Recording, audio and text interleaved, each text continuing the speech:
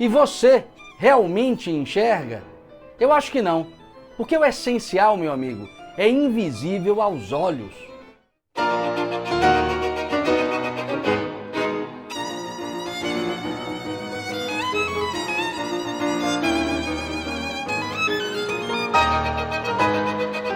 Então, pessoal, abrindo a live de hoje com este tema, religiosidade, a expressão da ordem no homem.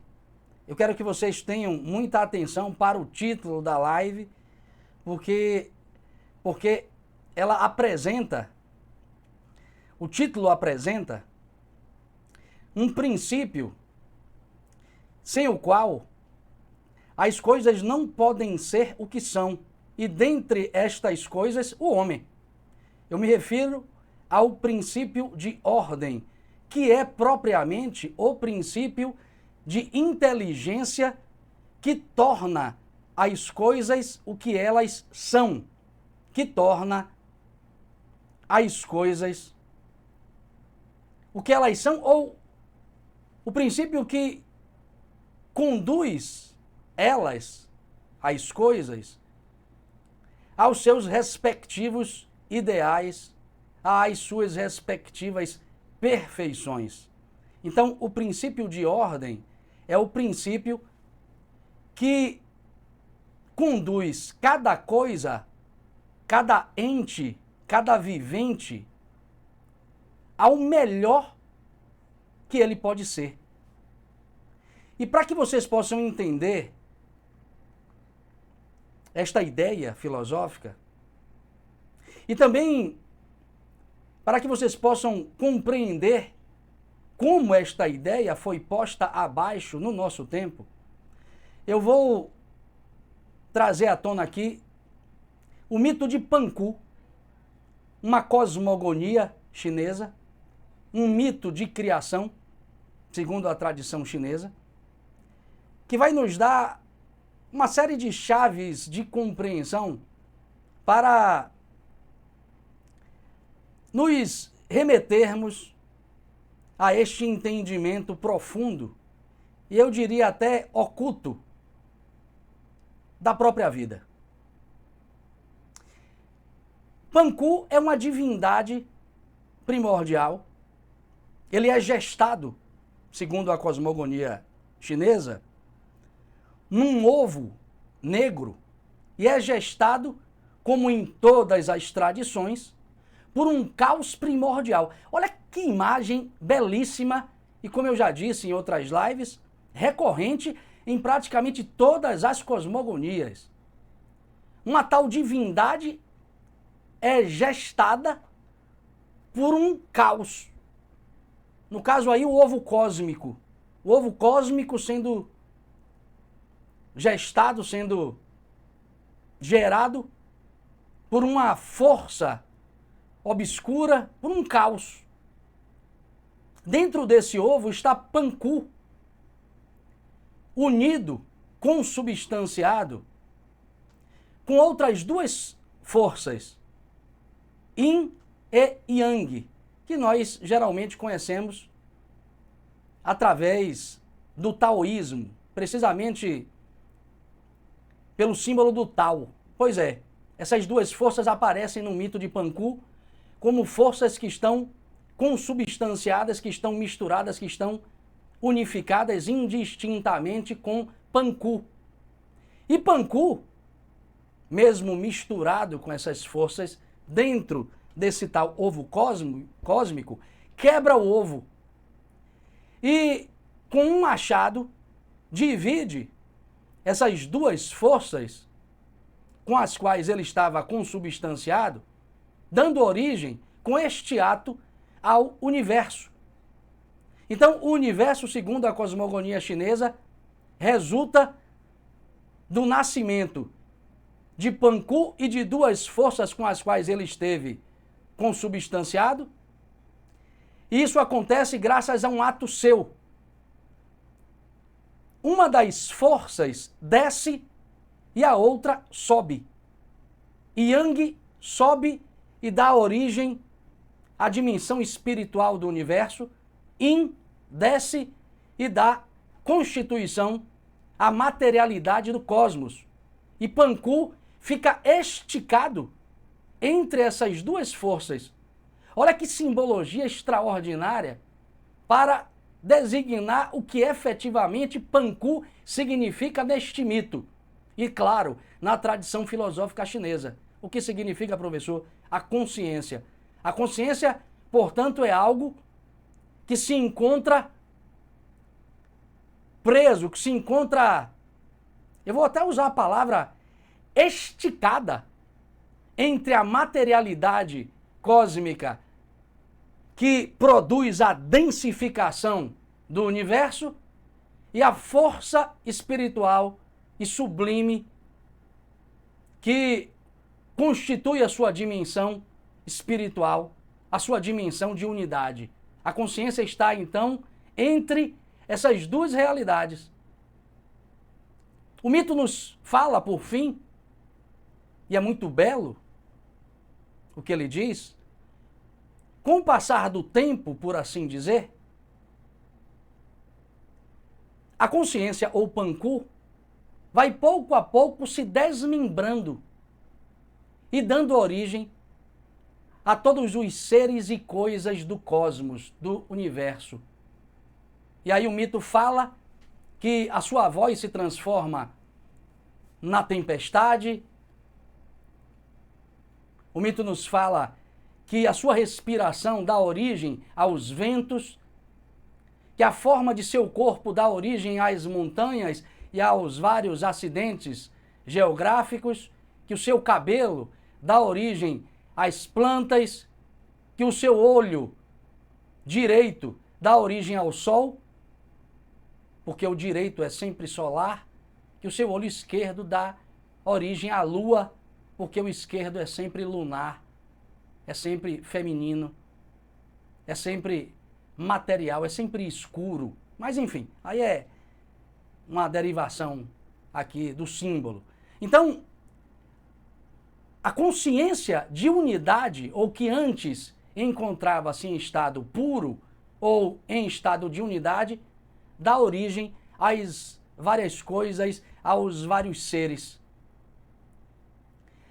Repare que a mitologia chinesa está, claro, chamando a nossa atenção para o fato de que tudo que existe tem uma origem sagrada. Portanto, tudo que existe tem uma origem espiritual. Por que eu estou chamando a atenção de vocês para este dado da mitologia, este dado da própria tradição filosófica? Ora, pois, porque nós estamos cegos e um tanto quanto emburrecidos pela ideia materialista de que o espírito ou a consciência é um produto da complexização da matéria. Isso que eu acabei de dizer, quer vocês tenham consciência ou não, é um paradigma ou o paradigma de nossa cultura moderna. Essa visão mecanicista de Descartes e Newton tem relação com esta ideia, que é a de que o espírito ou a consciência é um produto do progresso da matéria de um estado mais simples para um estado mais complexo. Ou seja, que o espiritual resulta da materialidade da realidade e não é produto dele, espírito. Ou seja, as coisas no nosso tempo estão de ponta cabeça por força do materialismo. E antes de pôr isto de lado e entrar aqui em algumas passagens filosóficas que a nossa tradição nos oferece para recolocarmos as coisas em seus devidos lugares, eu quero chamar a atenção de vocês para o fato de que isso é algo absolutamente incoerente. Essa postulação, às vezes, feita de forma muito arrogante pelos meios científicos, é uma incoerência E esta incoerência se apresenta na própria postulação em questão. Ou seja, a incoerência está na própria afirmação de que o espírito pode provir da matéria. Então prestem atenção nisso, para que vocês identifiquem logicamente, racionalmente esta incoerência. Primeiro, pensem que a realidade material de qualquer coisa, é só olhar e vocês percebem. A realidade material de qualquer coisa é o que na filosofia é chamado de res extensa, é extensão. O que é extensão, professor? Traduz aí para mim.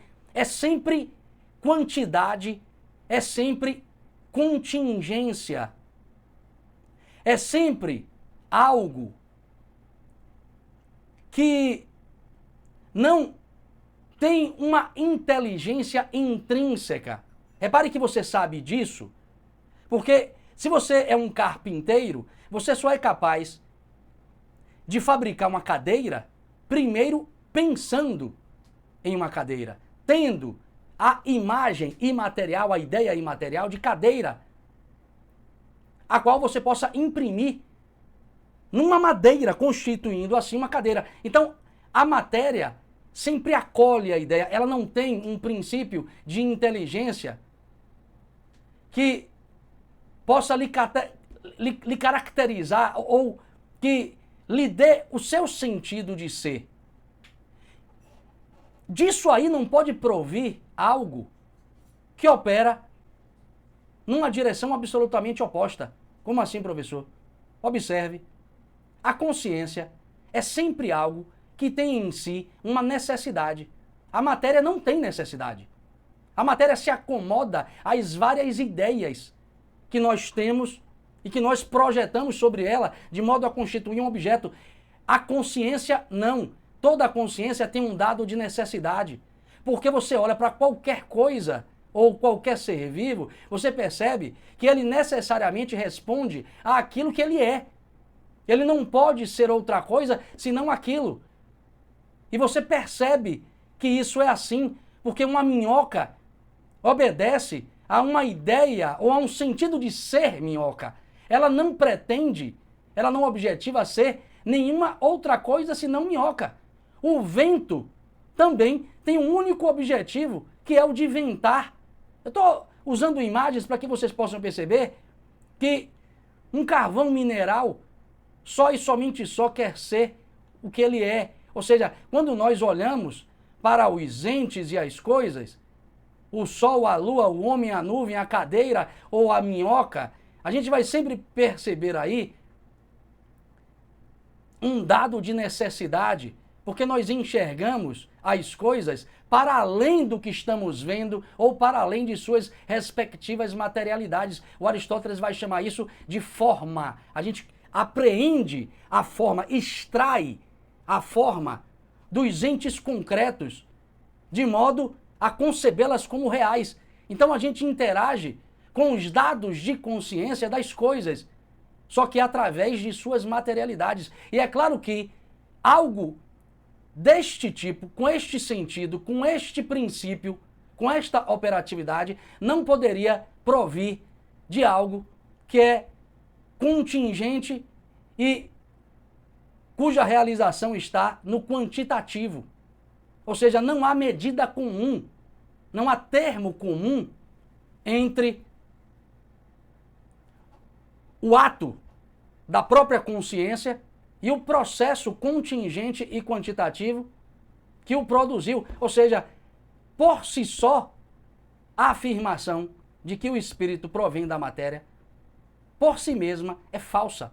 Eu não estou aqui querendo colocar em termos de uma religiosidade, em termos de uma questão de acreditar ou não acreditar. Não, eu estou colocando aqui em termos racionais. Você pode desmontar o argumento cientificista observando que não há como algo que é meramente material dar origem a algo cujo sentido é buscar a causa, inclusive, ou a origem de sua própria realidade. Aqui no caso do homem, observe que o homem é um ser autoconsciente. Ser autoconsciente é ter consciência reflexiva. Ter consciência reflexiva é ter consciência da própria consciência ou da própria existência. Como é que você pode nascer? Como é que você pode provir como consciência reflexiva de algo que é meramente aleatório, quantitativo e contingente? Não dá, meu amigo. Mas enfim, a gente se cegou e perdemos de vista tudo isso.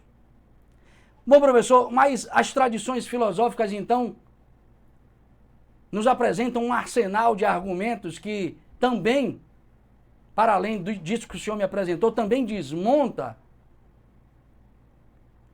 essa postulação do cientificismo materialista de nosso tempo. Exatamente. A gente não tem olhos para ver, a gente não investiga as coisas, embora esteja cheio de muitas opiniões sobre elas.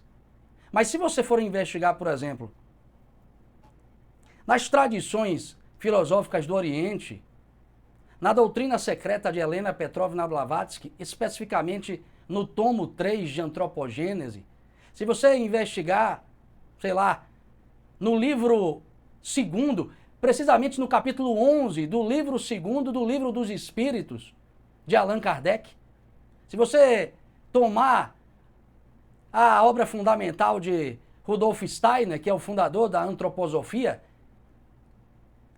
a ciência oculta, se você, sei lá, for estudar a filosofia de Rumi, Jalal Rumi, que é um filósofo místico do século XIII, aliás, você não precisa nem estudar propriamente a obra de Rumi, você vai direto num dos seus belíssimos e profundos poemas, A Evolução da Forma.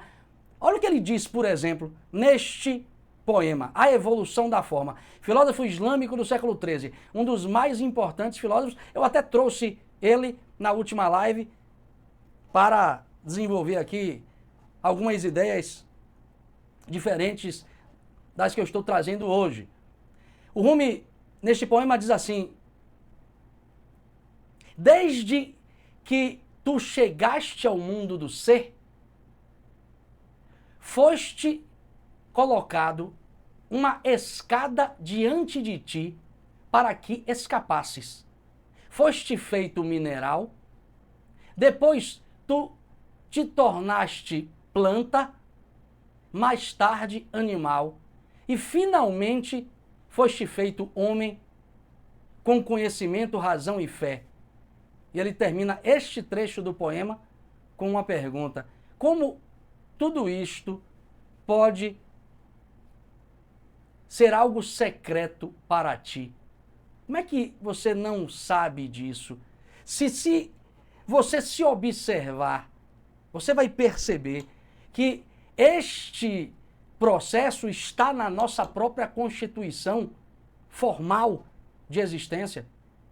Repare que a gente traz consigo, a gente traz conosco, a gente arrasta experiências desses reinos nos quais passamos, pelos quais passamos, para alcançar esse estado de autoconsciência que é aquilo que nos caracteriza como ser. Ou seja, observe aí que, ao contrário do que é dito pelo materialismo, todas essas tradições filosóficas, e se vocês quiserem mais uma, dentro da própria trajetória do pensamento ocidental, precisamente no idealismo alemão, Friedrich Schelling, que é um grande filósofo do idealismo alemão, nas suas concepções sobre o homem como obra de arte, do mesmo modo, enseja esta compreensão de que a experiência humana é o alcance de um estado de consciência pelo espírito ou pela consciência peregrina que atravessa, como ele diz, os reinos orgânicos, atravessa várias etapas, digamos, de consciência para alcançar o estado em que ele afirma que o homem é uma obra de arte capaz de se ver como tal, porque todos os seres e coisas são obras de arte, porque produtos desta consciência divina que vai se desdobrando ao longo de sua caminhada existencial, por assim dizer. Repare que Panku, antes uma unidade, se desdobra numa miríade de experiências. A do homem, especificamente, é o estado em que esta consciência torna-se capaz de ver a si própria ou de perceber a sua própria trajetória, ou a própria trajetória, o próprio percurso que já fez. Por isso que você é capaz de compreender o que Rumi, o que Blavatsky, de certo modo o que Platão, e toda a tradição nos fala, você é capaz de entender que sim, pode ser uma consciência que atravessou vários estados de experiências, várias experiências para alcançar, por conquista, essa capacidade de autoobservação ou de autoconstrução através da aplicação do princípio de ordem. O que eu quero dizer para vocês é o seguinte: tudo no universo torna-se o que é através do desenvolvimento ou da aplicação do princípio de ordem. O estado humano é o único estado em que esta ordem deve ser aplicada pela própria consciência que vive esse estado e não pela totalidade que o envolve. Porque observe, o mineral tem a consciência ali em estado latente. Ele, mineral, se desenvolve por leis que regem esta experiência chamada de reino mineral. Um carvão mineral deseja no fundo de seu coração tornar-se diamante. E é o que acontece com ele quando ele é submetido a elevadíssimas pressões. Diamante é carvão mineral aprimorado, aperfeiçoado ou ordenado. No âmago, no íntimo, no imo do carvão mineral, há um profundo desejo de ser diamante ou de se ordenar por dentro para ser mais o que é. E observe, você pega um diamante, pega um carvão mineral e afere cientificamente um e outro. O que você vai encontrar? A única diferença é a ordem, porque o elemento é o mesmo, o elemento químico é o mesmo. A única diferença de um para o outro é a sua estrutura interior. O diamante, por ser mais ordenado, ele apresenta características mais valiosas, não para o homem, mas para o próprio universo. E características mais valiosas significa assumir maior responsabilidade na criação.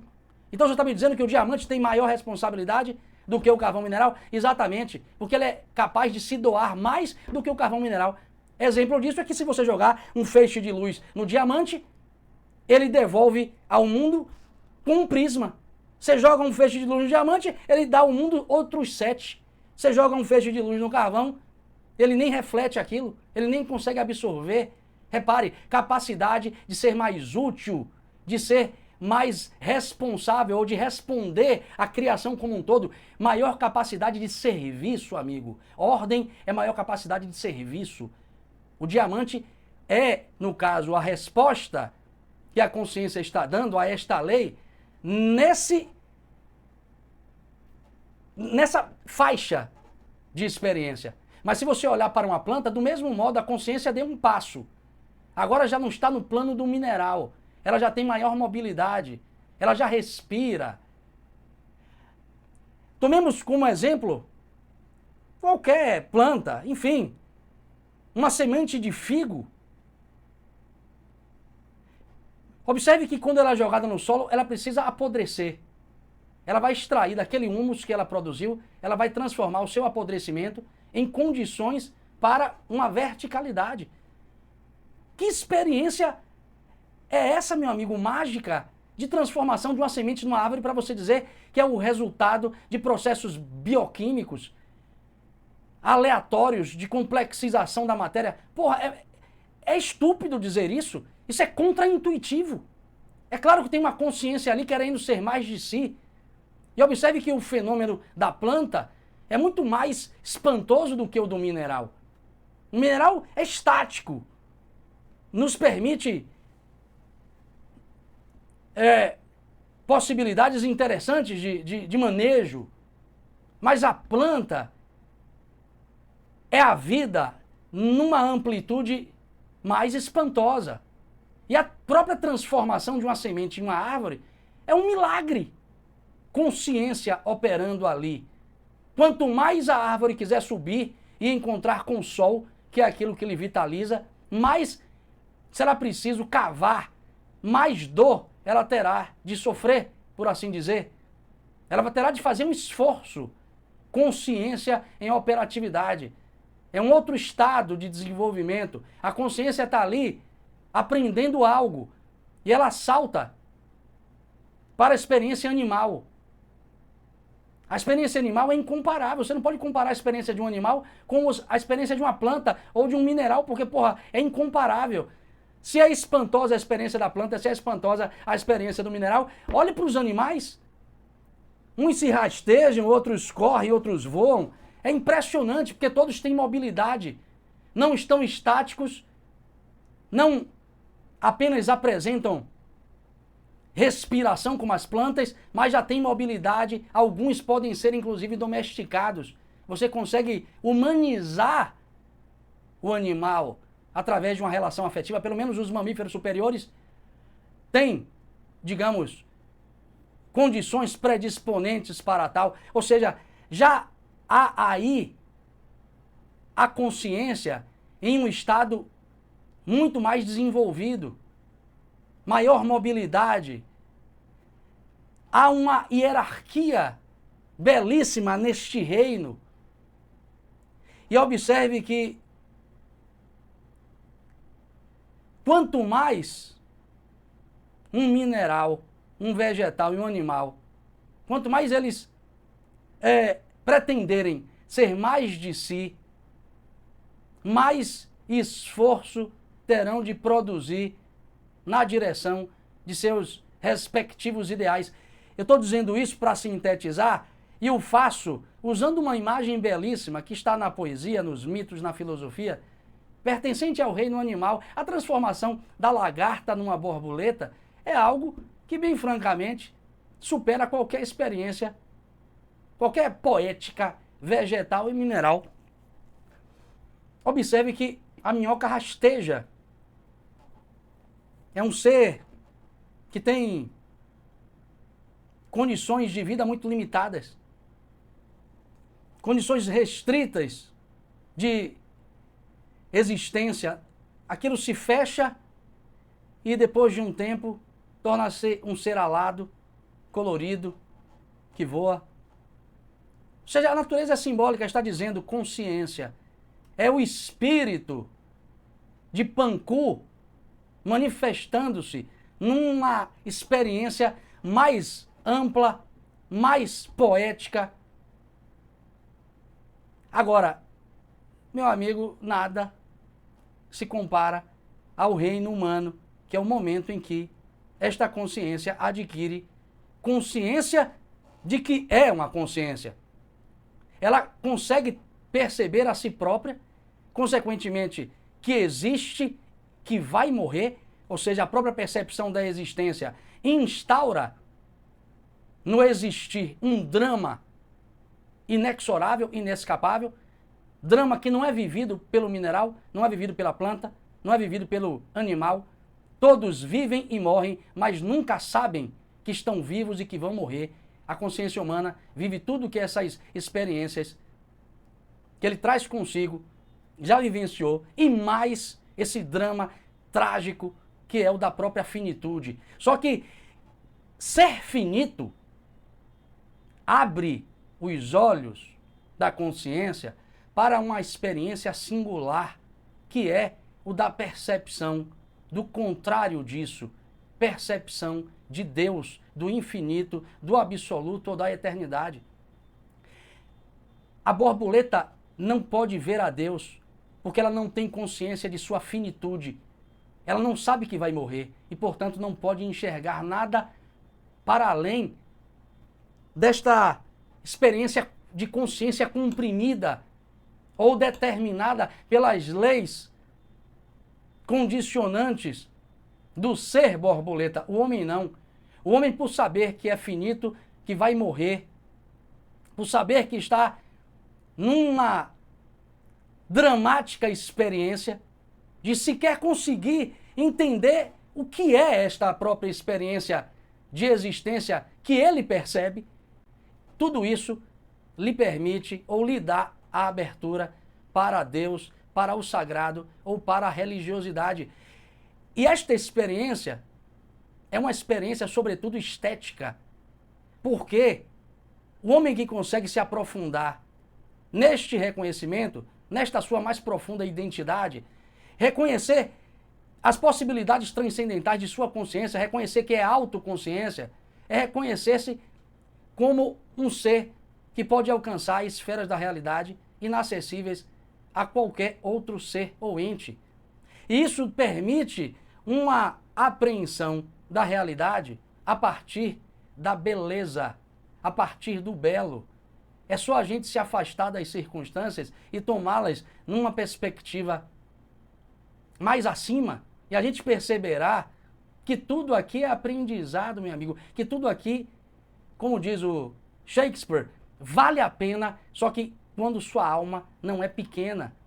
Então, isso só é possível quando o homem reconhece que a sua mais intrínseca vocação, pela própria condição de evolução em que se encontra, pelo próprio estado de evolução em que se encontra, que a sua mais profunda e intrínseca vocação é a religiosidade, é a religião, seja ela qual for, seja ela qual for. O importante é ter verdade e profundidade nisso. Viver isso é impor a si próprio ou às circunstâncias caóticas de nossa própria experiência uma ordenação que coloca as coisas de nossa vida em seus devidos lugares. O que eu estou tentando dizer para vocês, ao cabo de tudo isso, é que não existe eixo existencial que justifique mais a existência homem do que o da religiosidade. A religião, ou esse sentimento oceânico que o religioso tem, sentimento que foi dito pelo Freud como por ele inacessível, porque ele não sente, não conseguia acessar isso. Essa percepção organiza a nossa vida de um tal modo que a gente consegue encaixar todas as nossas outras esferas de realização em torno disso. É esse o eixo fundamental da experiência humana, porque ele é o único capaz de colocar as coisas em seus devidos lugares, de modo com que essas esferas não entrem em atrito umas com as outras. Você consegue pôr tudo, todos os planos de realização em seus devidos lugares, quando você encontra um eixo interior. E só pode ser esse, porque é esse que define a experiência da autoconsciência. Não é a razão, isso é paradigma moderno, não é a racionalidade. Como diz aí, eu disse numa aula recentemente, Pascal, filósofo, fala uma coisa interessantíssima: o último passo da razão deve ser o de que infinitas coisas a transcendem. E, portanto, eu estou aqui no âmbito de algo que é transcendente à razão, que é essa faculdade que a gente usa para lidar com o mundo na sua dualidade ou na sua multiplicidade. A religiosidade é um sentimento que põe tudo na vida em unidade, recompõe a vida de Panku e faz com que ele, em nós, se realize. E é nesta experiência, portanto, que o homem é propriamente humano.